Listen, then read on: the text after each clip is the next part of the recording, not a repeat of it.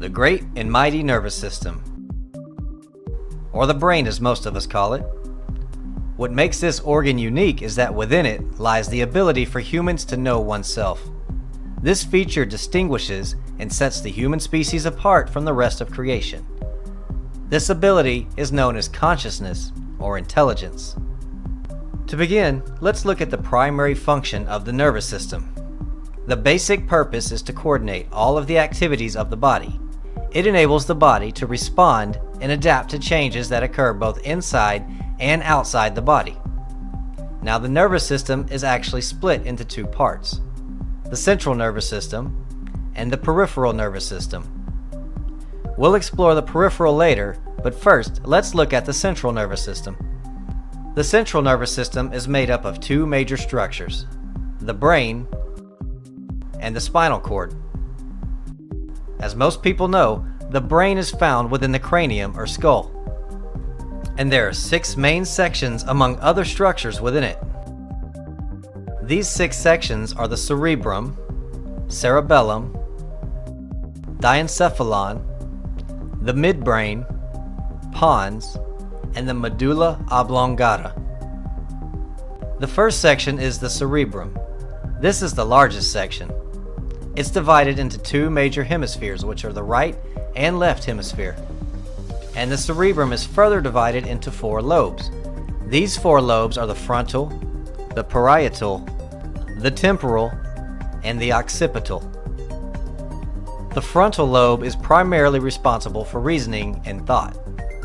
The parietal is primarily responsible for integrating sensory information.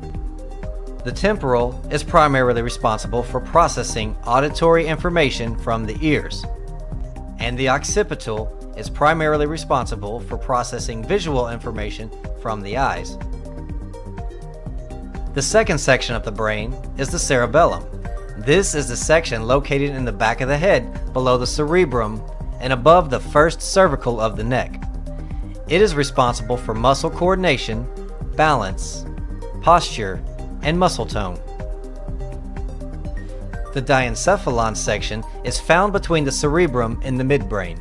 It contains 2 structures: the thalamus and the hypothalamus.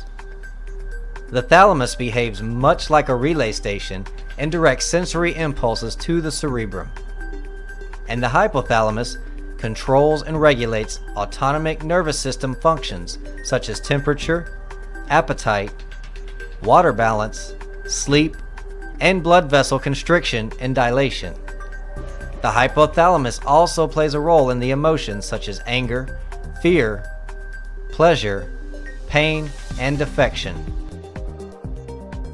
The midbrain section is located below the cerebrum at the top of the brainstem.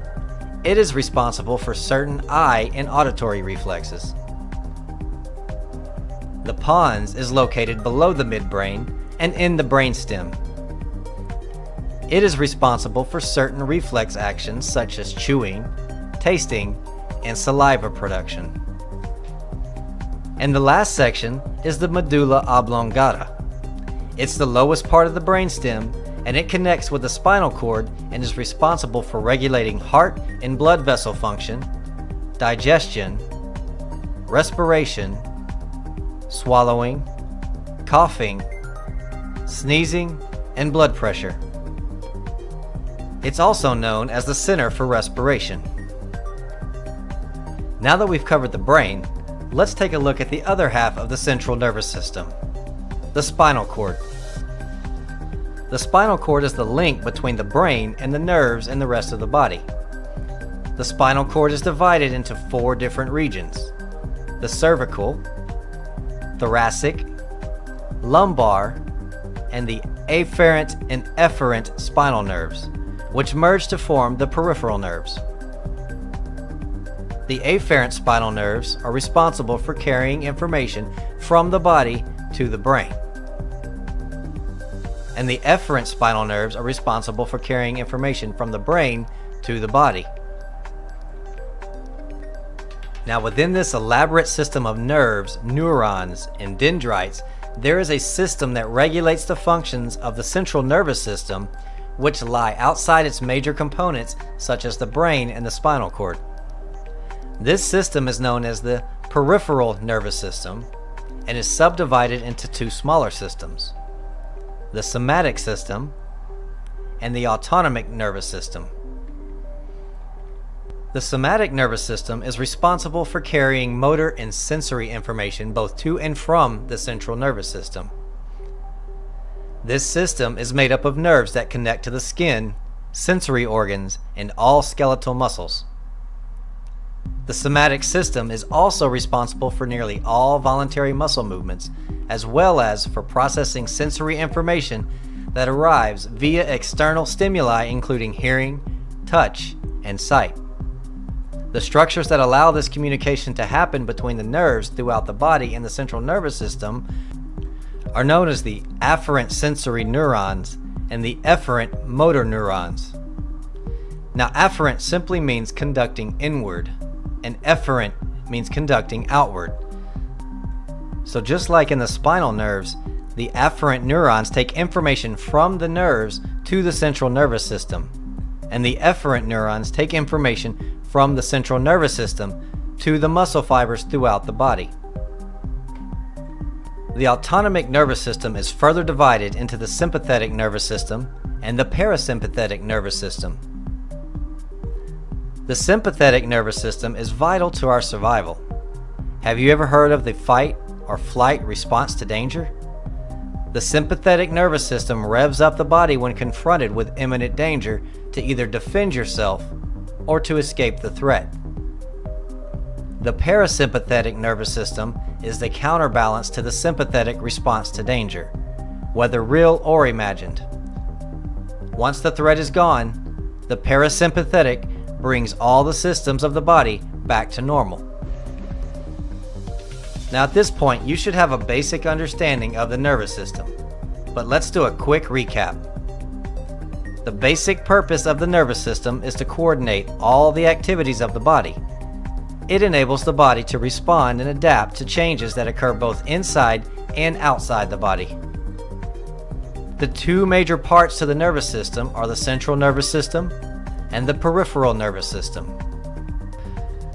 The central nervous system is also divided into two major structures, the brain and the spinal cord. The brain is found within the skull or cranium, and it is made up of 6 main sections. These 6 sections are the cerebrum, cerebellum, diencephalon, the midbrain, pons, and the medulla oblongata. The other half of the central nervous system is the spinal cord, and the spinal cord is the link between the brain and the nerves and the rest of your body. The spinal cord is divided into 4 different regions: the cervical, thoracic, lumbar, and afferent and efferent spinal nerves, which merge to form the peripheral nerves. Now that we know the brain and spinal cord primarily make up the central nervous system, let's look at the peripheral nervous system. The peripheral nervous system is essentially the nervous system outside of the brain and spinal cord. The peripheral nervous system is then subdivided into 2 smaller systems called the somatic nervous system and the autonomic nervous system. So, as you can see, the nervous system is quite complex, and this is just the tip of the iceberg. Thanks for watching. Look for more videos on the nervous system at cteskills.com.